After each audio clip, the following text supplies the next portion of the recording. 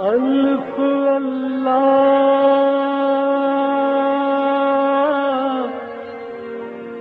چمبے دی بوٹی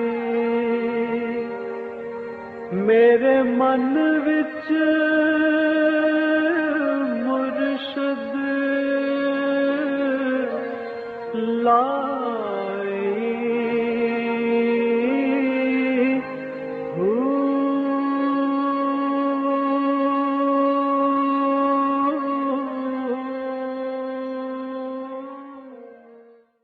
بسم اللہ الرحمن الرحیم۔ السلام علیکم پریام المرشد، اور میں ہوں منور عتیق۔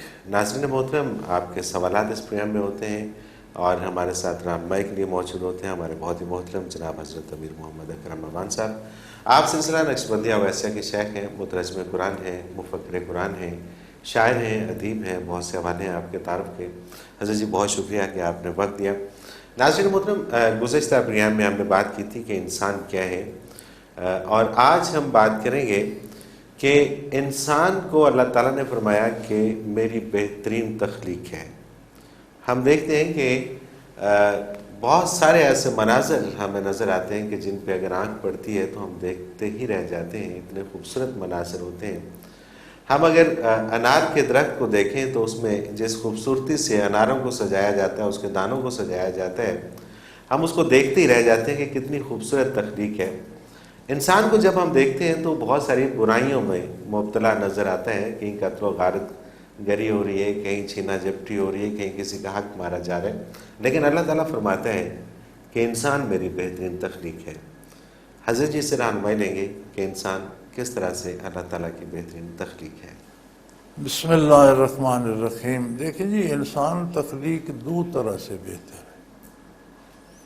ایک تو میں نے عرض کیا کہ وجود کے اعتبار سے جو اس کا تناسب ہے وہ باقی مخلوق سے بہترین ہے۔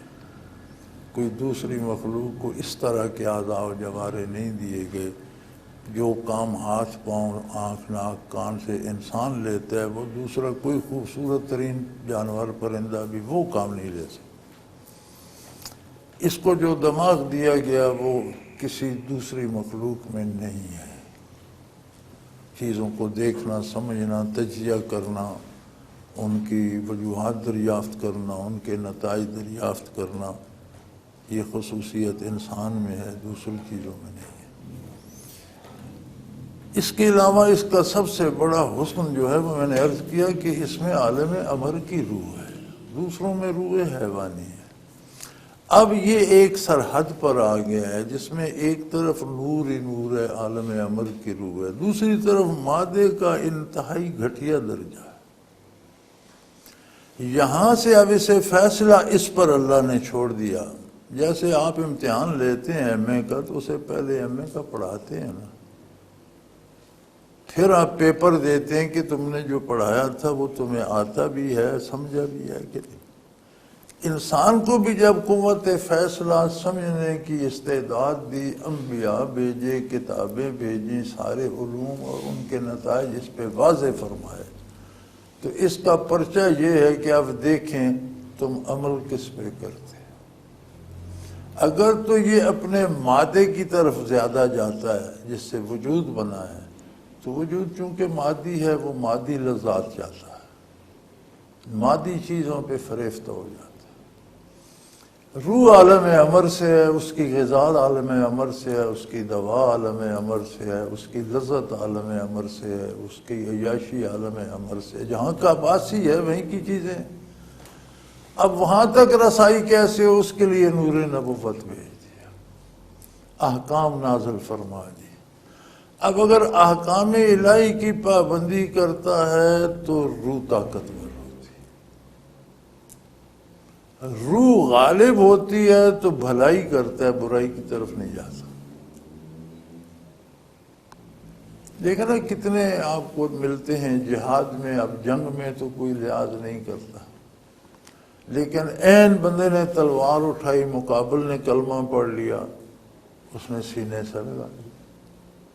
حضرت علی کرم اللہ وجہ الکریم کا ایک مشہور واقعہ ہے، خیبر کا واقعہ ہے کہ ایک یہودی کو آپ نے گرا لیا اور اس طرح خنجر اٹھایا اس کے سینے میں بھونکنے کے لیے تو اس نے آپ کے رخ انور پہ تھوک دیا۔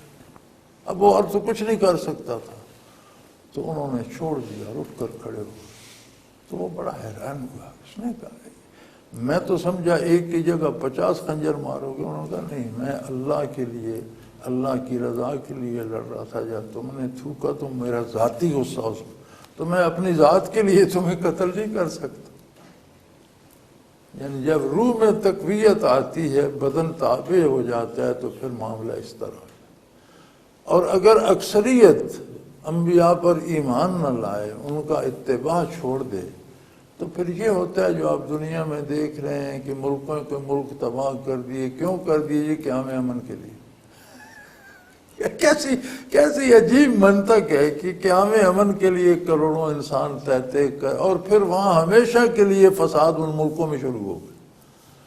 یعنی برسوں گزر گئے لیکن قتل و غارت جاری ہے۔ اب بات کیا ہے؟ تلاش کریں تو نتیجہ یہ نکلتا ہے کہ کہیں سے ان کے دولت پہ قبضہ کرنا تھا، یا وہاں سے تیل پہ قبضہ کرنا تھا، یا وہ خواہش نفس تھی، مادی فوائد کی خواہش تھی۔ چلیں، تو جب یہ گرتا ہے تو پھر چونکہ مادے کی سب سے نچلی سطح سے بنا ہے، تو پھر قرآن کریم فرماتا ہے اولئک کالانعام بل ہم اضل۔ جب یہ گرتا ہے تو چوپاؤں کی طرح ہو۔ چوپائے میں کیا ہوتا ہے؟ صرف مادی لذت کے لیے۔ فرمایا یہ اس سے بھی گر جاتا ہے۔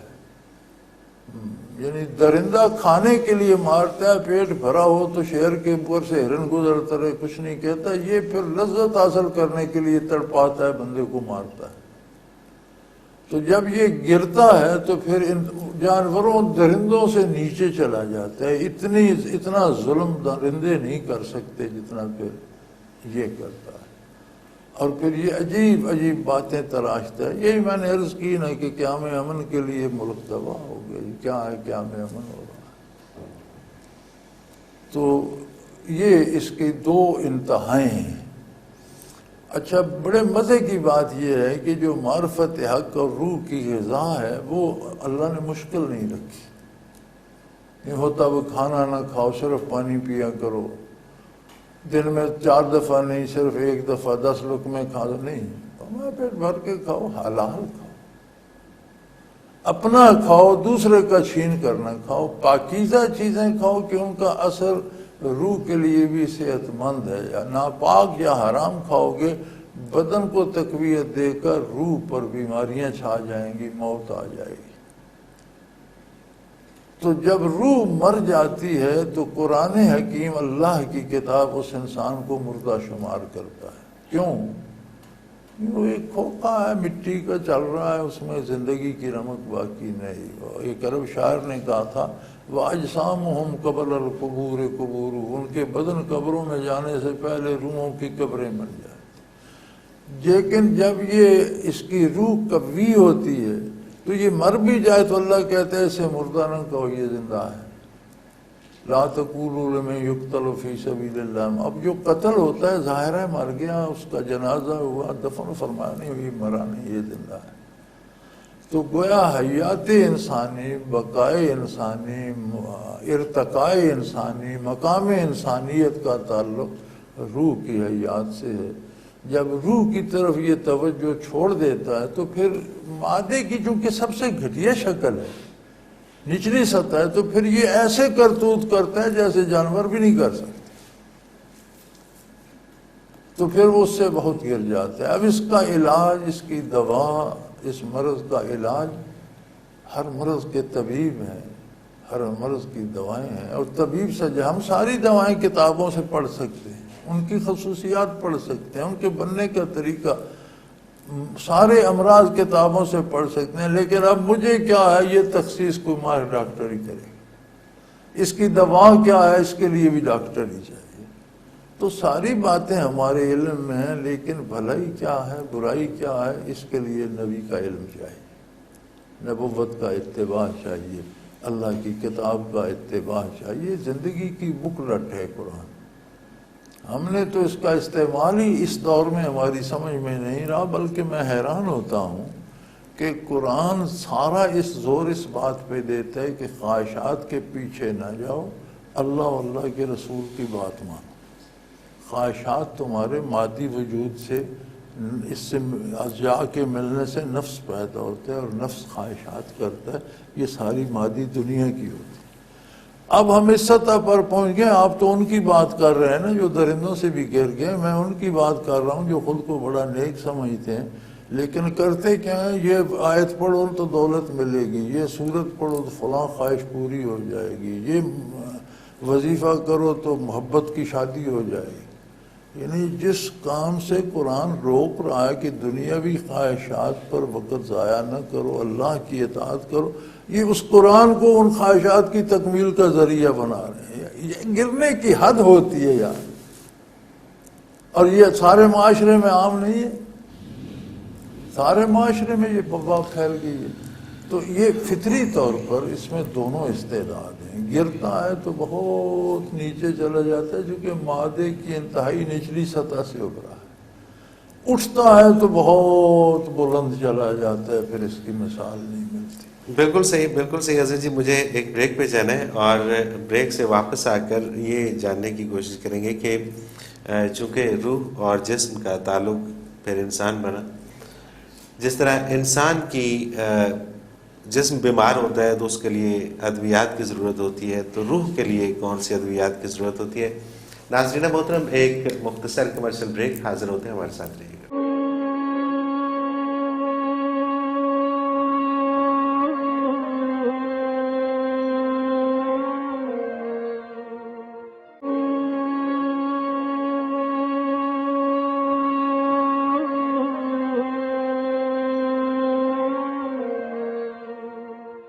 پریام میں ایک بار پھر خوش آمدید ناظرین محترم، آپ دیکھ رہے ہیں پریام المرشد اور ہمارے ساتھ موجود ہیں ہمارے بہت ہی محترم جناب حضرت امیر محمد اکرم اوان صاحب۔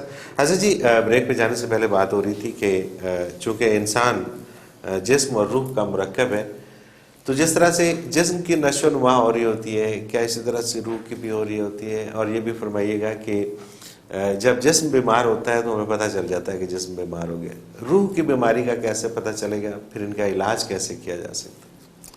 بسم اللہ الرحمن الرحیم۔ بدن جب بیمار ہوتا ہے تو علامات ہیں، بخار کی تپش محسوس ہوتی ہے، متلی آتی ہے، قے آتی ہے، دل خراب ہوتا ہے، پسینے آتے ہیں، درد ہوتا ہے تو محسوس ہوتا ہے کہ ٹانگ میں درد ہے، سر میں درد، یہ علامات ہیں۔ روح کی بیماری کی بھی علامات ہیں، لیکن شرط یہ ہے کہ بیماری زندوں کو ہوتی ہے، تو سب سے پہلے روح میں حیات چاہیے کہ وہ اپنی بیماری محسوس کرے۔ روح کی حیات یہ ہے کہ دنیا میں آنے کے بعد وہ اپنا تعلق نور نبوت سے جوڑے، اس میں حیات آ جاتی۔ جہاں نور نبوت نہیں ہے وہاں آپ دیکھ لیں کوئی انسانی اقدار نہیں، کسی کو کوئی خوف نہیں ہے، ہزاروں مر جائیں، لاکھوں مر جائیں، ملکوں کے ملک اجاڑ کر تو برطانوی وزیر اعظم نے کہہ دیا ساری ہم سے غلطی ہو گئی۔ ایک ایسی عجیب بات ہے کہ کروڑوں لوگ مر گئے، ملک تباہ ہو گئے، حکومتیں تہ و بالا ہو گئیں، عورتیں، بچے، بوڑھے، بیمار، اسپتال، کتنے لوگ موت کے گھاٹ اتر گئے، کتنے کارخانے، کتنی چیزیں، دنیا تباہ۔ آپ کہتے ہیں بچی غلطی ہو گئی۔ امریکی صدر نے بھی کہہ دیا کہ وہ اطلاع غلط تھی، ہم سے غلطی ہوگی، لیکن کئی ممالک اجاڑنے کے بعد یہ ہے کہ روح میں حیا، اس میں اسے احساس ہی نہیں ہے کہ میں کیا کر رہا ہوں۔ روح میں پہلی بات یہ ہے کہ حیات آتی ہے نور ایمان سے۔ اب روح زندہ ہو گئی، اب بدن کے مطابق اسے بھوک لگے گی۔ روح کی غذا کیا ہے؟ اللہ کی اطاعت۔ آپ نیکی کریں گے تو روح کی غذا بھی ہوگی، دوا بھی ہوگی۔ صالح غذا، حلال اور پاکیزہ اور صحت مند غذا کھائیں گے تو بدن مضبوط ہوگا، صالح اعمال سے روح مضبوط ہوگی، دونوں پیرلل چلتے رہے۔ بخار میں جس طرح یا بیماری میں اس کے علامات محسوس ہوتے ہیں، روح کی علامات جب آپ نیکی چھوڑنے لگتے ہیں تو یہ روح کی بیماری ہے۔ یہ نماز وہ فرصت نہیں ملی، نہیں پڑھی، فرصت تو مل جاتی، اصل روح بیمار ہو گئی، بخار ہو گیا، اسے اٹھ نہیں سکی۔ ہاں جی، پھر بالکل چھوٹ گئی ہو بھئی، وہ تو بستر پر ہی پڑ گئی ہے۔ اسی طرح رشوت لے لیتا ہے، اس کا مطلب ہے روح میں سکت نہیں کہ وہ برائی سے ہاتھ کو روکتی۔ جھوٹ بول کے فائدہ اٹھا لیتا ہے، اس کا مطلب ہے کہ روح بے ہوش ہے۔ پرواہ ہی نہیں کرتا، کفر میں چلا جاتا ہے تو روح مر گئی۔ تو اس کی بیماری کے دلائل یہ ہیں کہ صحت مند ہو تو برائی سے روکتی ہے۔ جیسے صحت مند بندہ آپ کو جسم کو ہاتھ لگانے سے روکتا ہے، ٹچ کرنے سے، چوٹ لگانے سے اپنا دفاع کرتا ہے، کہتا ہے نہیں۔ بیمار کو آپریٹ کرتے رہو، پیٹ پھاڑو، کہتا ہے پھاڑو یار، وہ اپنا دفاع نہیں کر سکتا اس وقت۔ جب روح بیمار ہوتی ہے تو برائی میں انسان ڈوبتا جاتا ہے۔ اب اس کا علاج، بیماریوں کا علاج مشکل ہے، بیماری پل بھر میں آ جاتی ہے، علاج برسوں چلتا ہے۔ روح کا علاج اللہ نے بہت آسان بنایا۔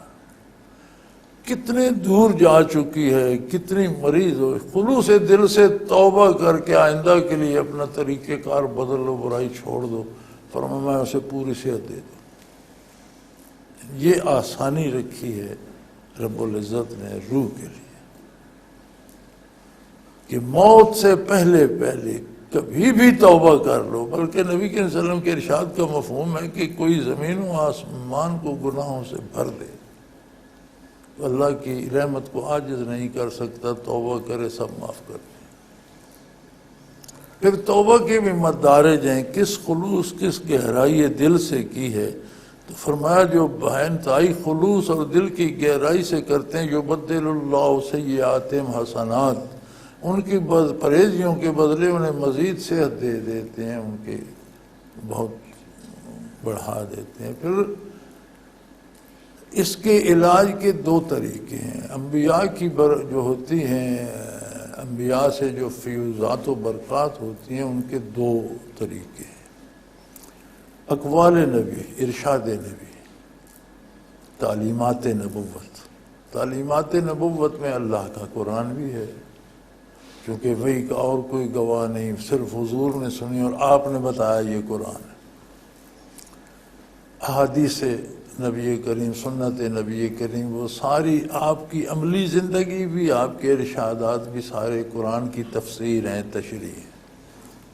حضرت عائشہ صدیقہ رضی اللہ عنہا پر کسی نے سوال کیا کہ یا ام المومنین، حضور کے اخلاق کریمانہ کے بارے کچھ ارشاد فرمائیے۔ انہوں نے فرمایا کانا خلقہ القرآن، قرآن پڑھتے جاؤ، آپ کے اخلاق کا پتہ چلتا جائے گا۔ یعنی عملی قرآن جو تھا وہ حضور کی حیات تھی۔ دوسرا ہے برکات نبوت۔ یہ بڑی عجیب بات ہے اور اس سے مسلمان بھی بہت کم آشنا ہے۔ یعنی آپ دیکھیں صحابہ پر بھی یہی نماز روزہ فرض تھا، یہی حلال حرام کے احکام تھے، یہی 30 پارے قرآن تھے، وہ صحابی ہو گئے۔ صحابی نبی کے بعد انسانیت کا عظیم ترین منصب، نبوت کے بعد صحابیت۔ ہم اولیاء کا احترام کرتے ہیں اور کرنا چاہیے، لیکن اگر روئے زمین کی ساری مخلوق جو مر چکی ہے، جو آئے گی، مسلمان ہو کر سارے بھی ولی ہو جائیں، ایک صحابی کی گرد پا کو نہیں پہنچتے، چونکہ صحابیت اس سے بھی بلند ہے۔ تو یہ کیسے ہو گئے؟ برکات نبوت، کیفیات جو حضور کے قلب اطہر میں تھیں، جب وہ سامنے آئے تو ان کے قلوب میں منتقل ہو گئے۔ ہمارے ہاں بھی ہوتی ہیں۔ آپ کسی بندے کو بٹیر بازوں کے پاس بیٹھنا چھوڑ دیں، 2 ہفتے بعد دیکھیں گے بٹیرا اٹھائے پھر رہا ہوگا، نہیں تو اس کے رازوں سے واقف ہو جائے گا، اسے دل لگنے لگ جائے گا، کہ نہیں؟ تو حضور نے فرمایا کہ آپ کسی عطار کی دکان پہ بیٹھو تو ہو سکتا ہے عطر خرید لو، نہ خریدو، ہو سکتا ہے وہ تحفے میں ایک تنبا لگا کر تمہارے کان میں لگا دے۔ یہ بھی نبوت، جتنی دیر بیٹھو خوشبو تو آتی رہے گی۔ لوہار کے پاس بیٹھو تو ہو سکتا ہے کوئی انگارہ پڑے ہو تم پر جلا دے۔ اگر یہ نہ ہوا تو جتنی دیر بیٹھے رہو گے دھواں اور تپش تو آتی رہے گی۔ تو جب انبیاء کے قریب ہوتے ہیں تو وہ انوار و برکات اور کیفیات جو ان کے قلب اطہر ہیں جب وہ منتقل ہوتی ہیں تو اسے کہتے ہیں برکات نبوت۔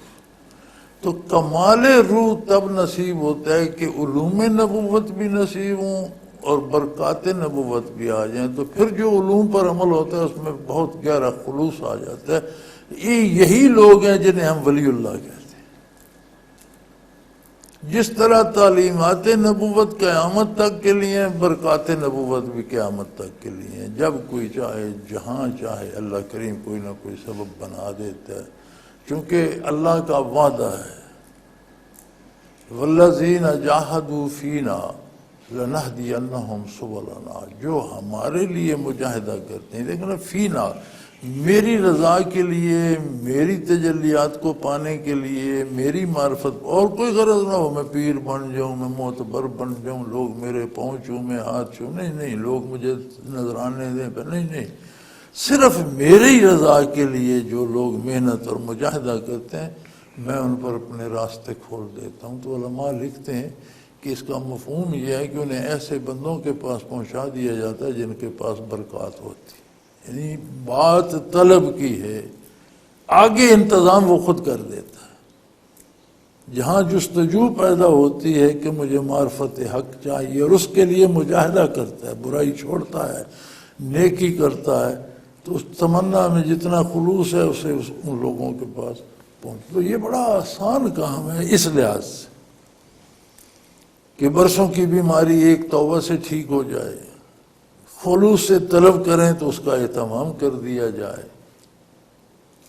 اور پھر کرم کی حد یہ ہے کہ تم گناہ کرتے رہے لیکن تم نے رجوع کر کے معذرت کیا تو میں گناہوں کے بدلے تمہیں ثواب دوں گا۔ یبدل اللہ سیئاتہم حسنات، ان کی برائیوں کو میں نیکیوں سے بدل دوں گا۔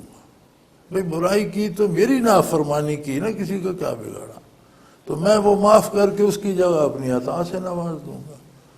تو زندگی کا سفر روح کے لیے روحانیت کی طرف آسان ہے، دنیا کی طرف مشکل ہے۔ اس میں دو مشکلات ہیں، ایک تو اس کا حصول مشکل ہے، جھوٹ بولنا، چلاکی کرنا، رشوت لینا، پھر وہ ہمہ وقت ڈر رہنا کہ پیچھے تلاش میں ہے، پولیس پکڑ لے گی، جیل ہو جائے گی، ہو رہی ہے۔ اور دوسرا یہ ہے کہ کل من علیہا فان، جمع کر کر کے تم نے کہیں چلے جانا ہے، اس نے کہیں چلے جانا ہے، فائدہ کیا؟ اس کا حصول آسان ہے اور وہ ساتھ بھی جائے گی اور آگے موجود بھی ہوگی۔ فیصلہ انسان پر ہے، اللہ نے اسے شعور دیا ہے۔ بالکل صحیح، رخ روشن کے آگے شمع رکھ کر اب وہ کہتے ہیں ادھر جاتا ہے دیکھیں یا ادھر پروانہ آتا ہے۔ سبحان اللہ، سبحان اللہ، کوئی شک نہیں ہے اس میں۔ اور بڑا خوبصورتی سے آپ نے دونوں کے اندر، اور کتنی خوبصورت بات ہے کہ روح کا علاج کتنا آسان ہے، کہ سب سے آسان ہے۔ اور لوگ عام تاثر یہ ہے کہ دین پہ عمل کرنا بڑا مشکل ہے جی، اور آپ جیسا فرماتے ہیں کہ دین پہ عمل کرنا ہی تو آسان ہے، پورے کام کرنے مشکل ہے، اس میں مار پڑتی ہے، اس میں جیل جانا پڑتا ہے۔ حضرت جی مجھے ایک بریک پہ جانا ہے، اور ناظرین محترم جب بریک سے واپس آئیں گے تو آپ کے سوالات سے عمل کریں گے اور حضرت جی سے رہنمائی لیں گے۔ اگر آپ بھی اپنا کوئی سوال ہمیں بھیجنا چاہیں تو اسکرین پہ ہمارا نمبر موجود ہے، آپ نوٹ فرما لیجیے 0333495521، اور اسی طرح سے آپ ہمیں میل کر سکتے ہیں۔ almurshid.tv کی ویب سائٹ پہ جائیے، کوشچن کے آپشن میں جا کے اپنا سوال لکھیے اور ہمیں بھیج دیجیے، ہم آپ کا سوال اس پروگرام میں شامل کریں گے۔ ایک مختصر کمرشل بریک، حاضر ہوتے ہیں ہمارے ساتھ رہیے۔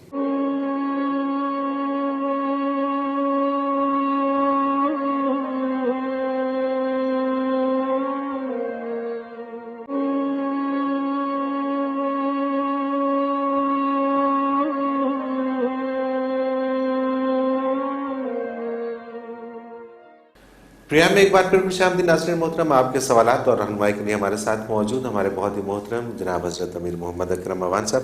حضرت جی سوالات کا سلسلہ شروع کرتے ہیں۔ محمد معظم ہے لندن سے، یہ کہتے ہیں المرشد پروگرام باقاعدگی سے دیکھتا ہوں، بہت معلومات ملتی ہیں اور زندگی کے ہر شعبے میں اصلاح ہوتی ہے۔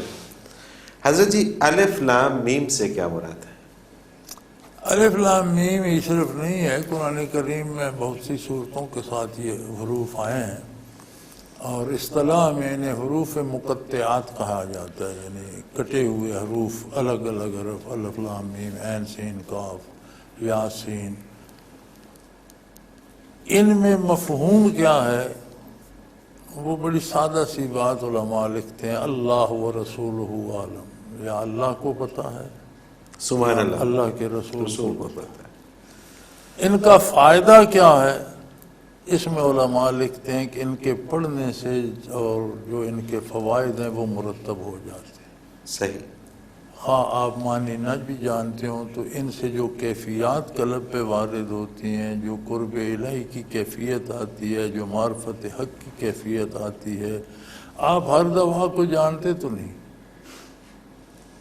اس کے اجزاء نہیں جانتے، کھانے سے فائدہ ہو جاتا ہے، تو یہ تلاوت میں شامل ہے۔ اور باقی آیات بھی جتنی ہیں، دیکھیں عربی ایک بڑی وسیع زبان ہے اور آپ ایک جملے کے پتہ نہیں کتنے معنی کر سکتے ہیں، لیکن بڑے بڑے صاحب زبان تھے عربوں میں، مورخ بھی تھے، ادیب بھی تھے، شاعر بھی تھے، دانشور بھی تھے، علم انصاب کے ماہر بھی تھے، لیکن جب کوئی آیت آتی تو بڑے سادہ حروف ہوتے تھے۔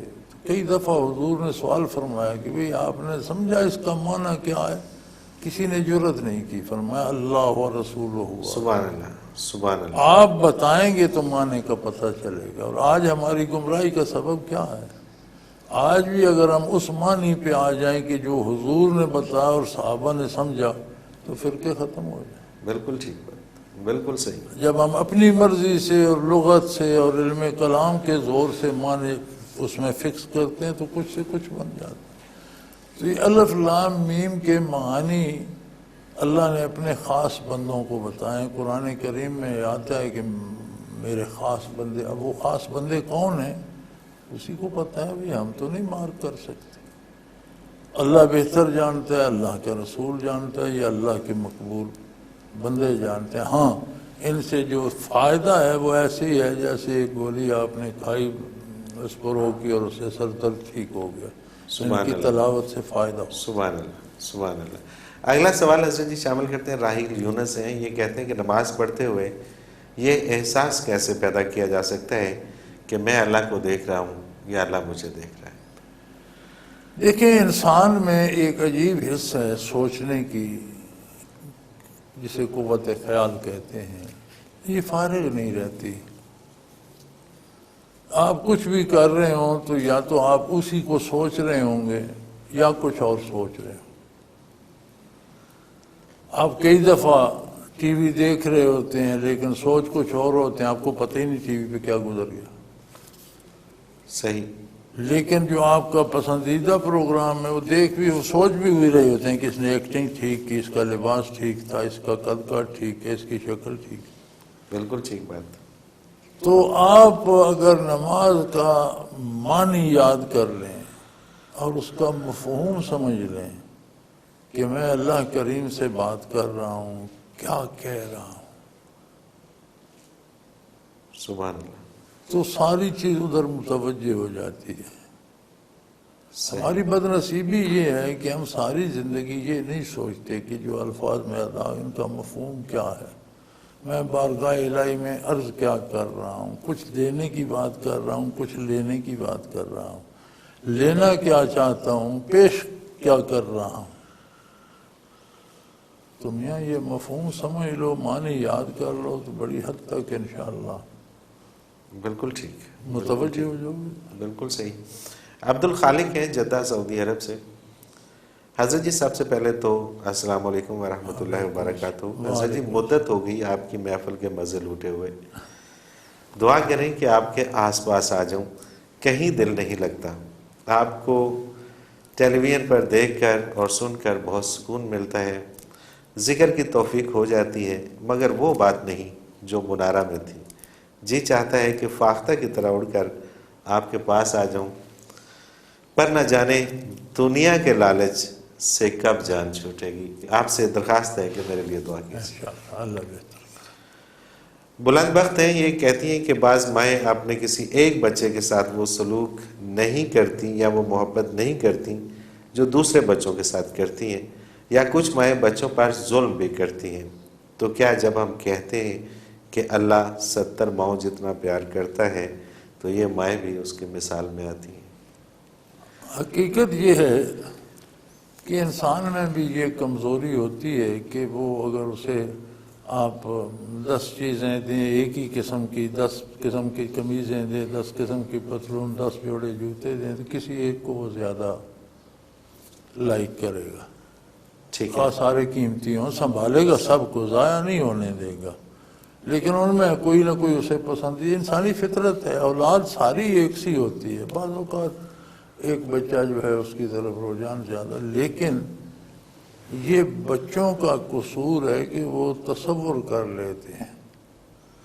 سبحان اللہ۔ بات یہ ہوتی ہے کہ جب بچہ غلطی کرتا ہے تو والدین اس کی اصلاح کرتے ہیں، اب وہ اپنا اپنا طریقہ ہے، کوئی پیار سے منع کرتا ہے، کوئی ڈانٹ دیتا ہے، کوئی تھپڑ جڑ دیتا ہے۔ بچے کو یہ خیال تو ہوتا ہے کہ مجھے ماں نے تھپڑ مارا، بچہ یہ نہیں سوچتا کہ میں نے کیا کیا تھا۔ بے شک، بے شک۔ دوسرے نے پیالی چائے کی گرا دی، اسے جھڑکا، میں نے پیالی توڑ دی، مجھے تھپڑ لگ گیا۔ اب وہ یہ سمجھتا ہے کہ ماں اس سے نرمی برتی ہے، مجھ سے زیادتی کی، یہ نہیں دیکھتا کہ اس کا جرم کم تھا، میرا جرم زیادہ تھا۔ سبحان اللہ، سبحان اللہ۔ تو بھائی ماں نے ہر بچے کے لیے اتنی ہی تکلیف اٹھائی، اتنی مشکل سے اسے پالا، اتنے ہی پیار سے اسے بڑا کیا، تو وہ کیسے تفریق کر سکتی؟ ایک فطری تفریق ہوتی ہے، وہ آپ کے محاسن پر ہے، آپ دوسرے بہن بھائیوں سے زیادہ اچھے ہو جائیں تو آپ محبوب ہو جائیں گے۔ سبحان اللہ، لیکن نا وہ پنجابی کی ایک کہاوت ہے کہ ٹھنڈا گھڑا خود کو خود چھاؤں پہ رکھواتا ہے۔ سبحان اللہ، بے شک، بے شک، کوئی نہیں، شک بندہ اپنی قدر خود کرواتا ہے۔ صحیح بات۔ آپ پیار سے ماں کی خدمت کریں، اطاعت کریں تو زیادہ پیار آپ لے لیں، یہ تو آپ کی ہمت بے ہے۔ شک۔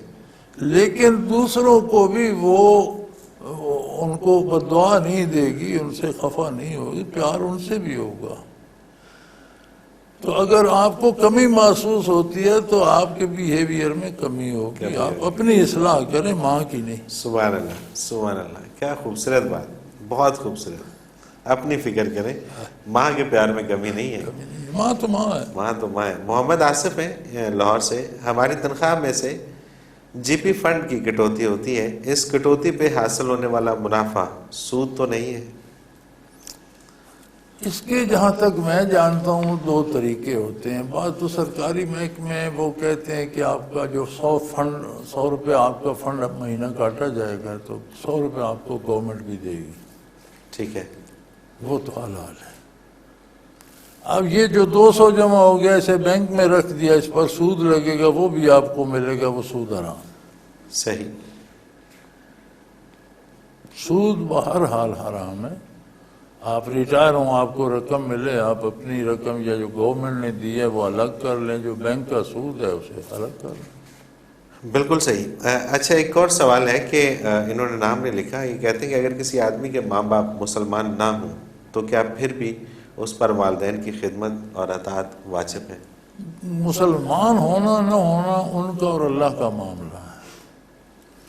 جو حقوق والدین کے ہیں یہ اس میں سے ایک حق نفی ہو جائے گا، نہ یہ ان کی وراثت کا مالک بنے گا، نہ وہ اس کی کسی چیز کے مالک ہوں، صحیح، بالکل یہ حق نفی ہو جائے گا۔ مومن ہے تو بچے کا مال بھی ان کا ہے، بغیر پوچھے بھی خرچ کر سکتے ہیں۔ صحیح، مومن نہیں ہے تو یہ حق چھن جائے گا۔ اچھا۔ مومن ہے تو وہ جو مال چھوڑیں گے بچے کو وراثت میں آئے گا، مومن نہیں ہے تو وہ گورنمنٹ کا مال ہے، بچے کو نہیں آئے گا۔ اچھا، نہ وہ اس کے وارث بنیں گے نہ یہ ان کا۔ صحیح، باقی ان کی عظمت، ان کی خدمت، اخلاق، ان کی تابعداری وہ ساری وہی رہے گی، بالکل خلاف شریعت نہیں ہوگی۔ شرعی حدود کے اندر ان کا ادب، احترام، ان کی خدمت، ان کا علاج معالجہ، وہ سارا ان کا حق وہی۔ بالکل صحیح، بالکل صحیح۔ عزیز جی، اس کے ساتھ ہی ہمارے پروگرام کا وقت اپنے اختتام کو پہنچ رہا ہے۔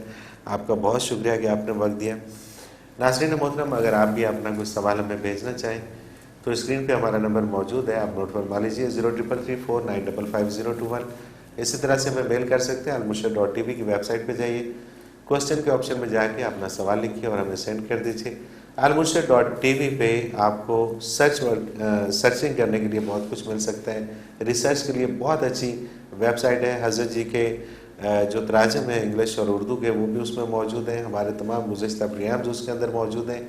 اور اس کے ساتھ ہی ہمارے آج کے پروگرام کا وقت اپنے اختتام کو پہنچا. منور عتیق کو اجازت دیجیے. اللہ حافظ. لا